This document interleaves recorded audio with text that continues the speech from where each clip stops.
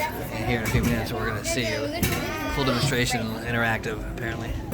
All right, good afternoon, everybody. My name is Chelsea, and I am the collections coordinator here at the Dr. Pepper Museum and Free Enterprise Institute. How are you folks doing today? Woo! Y'all, it is summertime. I'm going to go ahead and ask y'all to do it a little bit better than that. So, how are you folks doing today? Yeah! Good, I'm glad to hear that, folks. Today we're going to be doing a little demonstration called Fantastic Flavors. But what do I mean by that? Well, today we're going to talk about how the flavors of soft drinks have evolved over the past 300 years and how you can make soda from the comfort of your very own home. And to get started with that, we have to talk about what many people consider to be the earliest form of a soft drink, and that is mineral water. Mineral water is any kind of water that comes from the earth and naturally contains. Anybody guess? Yes, go ahead. Anybody else have a guess? It's in the name. Minerals, that's right. Mineral water contains minerals. Now, mineral water can be naturally You have to get her arm down. bubbly. If it is naturally bubbly, it's going to be closer to a tickle on your tongue rather than the sharp carbonation that we're used to with today's modern day soft drinks. Now, when mineral water was first uncovered, it was thought to be a natural cure-all.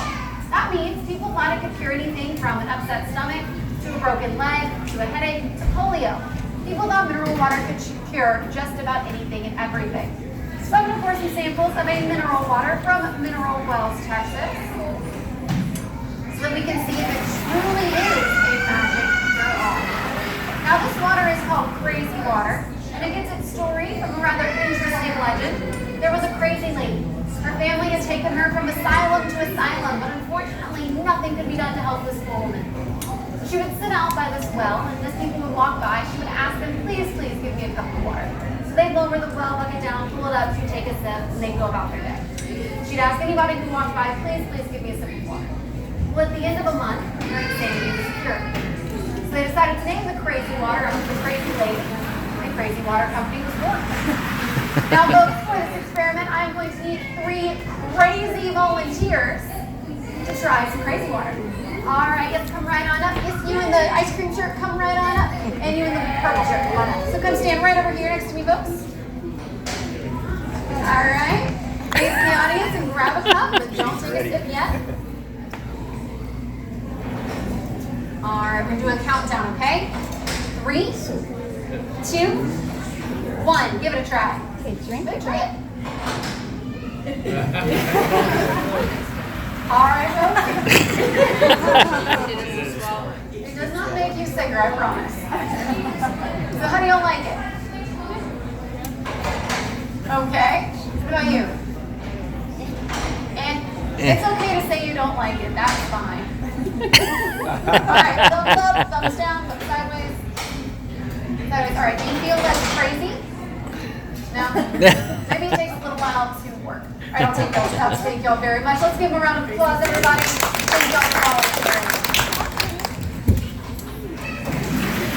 Now, folks, crazy water, like other mineral waters, was believed to be this magic cure-all. Like I said, it fixed anything from craziness to broken legs. It was even a popular treatment for polio for a very long time. Even President Franklin Delano Roosevelt purchased a mineral spring to help ease his pains from polio. So a person could take the waters in one of 2 ways. They could either drink it like our volunteers did, or they could bathe in it. Personally, I hope they didn't do both. No one ever does. Now, the issue with mineral water is if you wanted to have this magic cure-all, when it was naturally effervescent, they couldn't travel it. They couldn't fill places and maintain that effervescent, bubbly quality because they didn't have a way to seal them yet. So if you wanted this magic cure-all, you had to travel to the source. And if you did that, you were likely a very wealthy person because much like today, travel was very expensive. However, that all changed in 1767 when an English scientist named Joseph Priestley invented a way to artificially carbonate water using a fermentation vat at a brewery.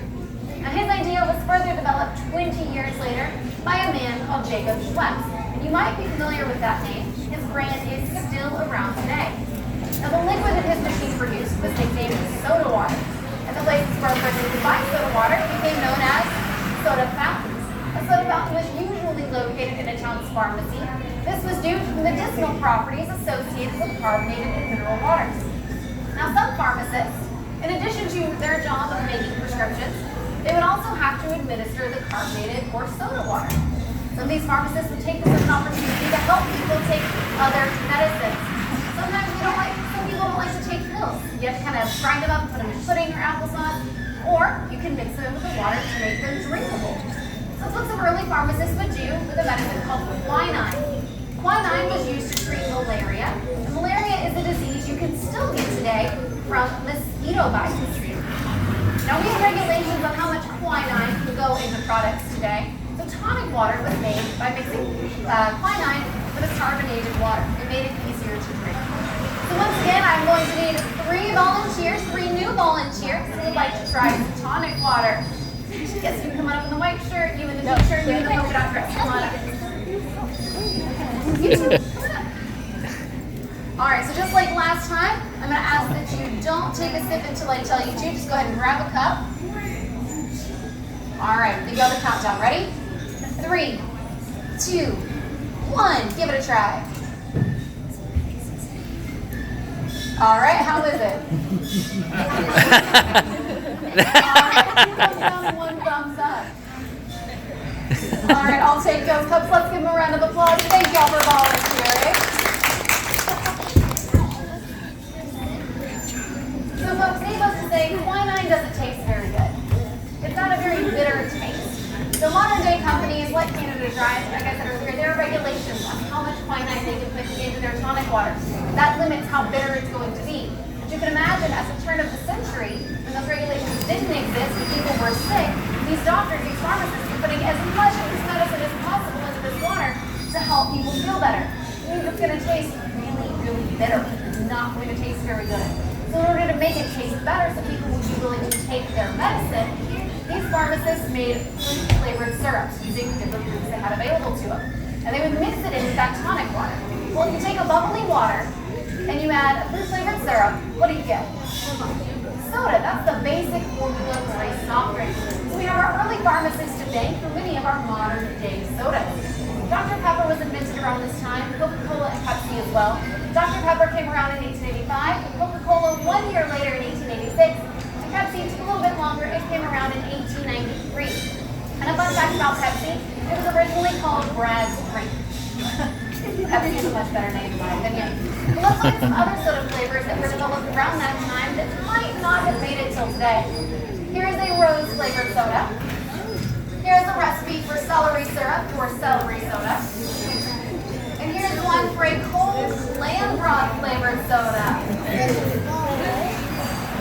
Now, folks, these flavors, you wouldn't typically market them as sweet. You would probably say they're more savory, more disgusting. They're definitely not fruity and sweet like Dr. Pepper, Coke, Pepsi, orange soda, grape soda, and any cola with a cherry variation. And that's why Coke, Pepsi, Dr. Pepper, they've all made it till today because they were sweet. And humans, we just naturally have a sweet tooth. We prefer things that are sweet. But let's look at some soda flavors you can get that are savory, but typically they are marketed as novelty items. This is a garden pea flavored soda from Jones Soda Company. Here is a buffalo wheat flavored soda from Western Smithson. And while I don't have a picture of it, they also offer ranch flavored soda and bacon flavored soda. I'll do the bacon. And we go again with a turkey and gravy flavored Turkey soda. gravy. About 12 years ago, they came out with their Thanksgiving collection. So everything you would expect to see on your Thanksgiving table, they made in soda form. So if you're interested in enjoying your pumpkin pie liquefied, I would check out Jones Soda Company. Yeah, I think I'll pass on that one too.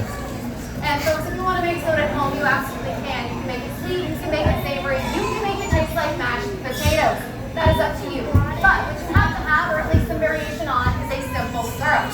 A simple syrup is simply equal parts water and sugar combined in a saucepan over heat until your sugar has dissolved. Now we here in our liquid laboratory make one of 4 different homemade sodas. We make a cranberry jalapeno, a celery, a black pepper prune, and a don't care soda. Today, folks, we have made some of our black pepper prune soda for you all. And I can go ahead and ask, by show of hands, who here has ever heard the rumor that Dr. Pepper has prune juice in it? I want to go ahead and confirm for everyone that that is not the case. There is no prune juice in Dr. Pepper. They will not tell me what the 23 flavors are, but they have assured me none of them are prune juice. But this soda is good, I promise. Prune juice maybe doesn't sound that appetizing, but this is one of my favorite of the sodas that we make. It probably goes don't care, black pepper prune, and everything else. So to make black pepper prune soda, you take 2 cups of prune juice and you mix that in with 3/4 cup of sugar. You're gonna add in a stick of cinnamon and 1 teaspoon of cracked pepper. You let that simmer over medium heat until it gets syrupy. It takes about 15 to 20 minutes. You're gonna strain all that black pepper out, the cinnamon stick out, and then you're gonna let it cool completely. It takes 4 tablespoons of that syrup for each cup of carbonated water. Now we like to store our syrup in mason jars here, but any airtight container will do. And today I just used plain old club soda. Any kind of unflavored bubbly water will work if you want to make this soda at home. And folks, I'm not just going to tell you about it. I do have something you want to try, but first I have to read this little disclaimer. Soda sample was created in the liquid lab are made using a variety of ingredients used for flavoring and sweetening. Soda samples may contain known allergens. Please be advised, the Dr. Pepper BC and Creative Rice Institute assumes no responsibility for the results of consuming liquid lab sodas containing known allergens. By voluntarily consuming liquid lab sodas, guests implicitly will harm the museum and its employees, i.e. me. Essentially, folks, if you try this soda today, and if you do unfortunately have an allergic reaction, I get to keep my job.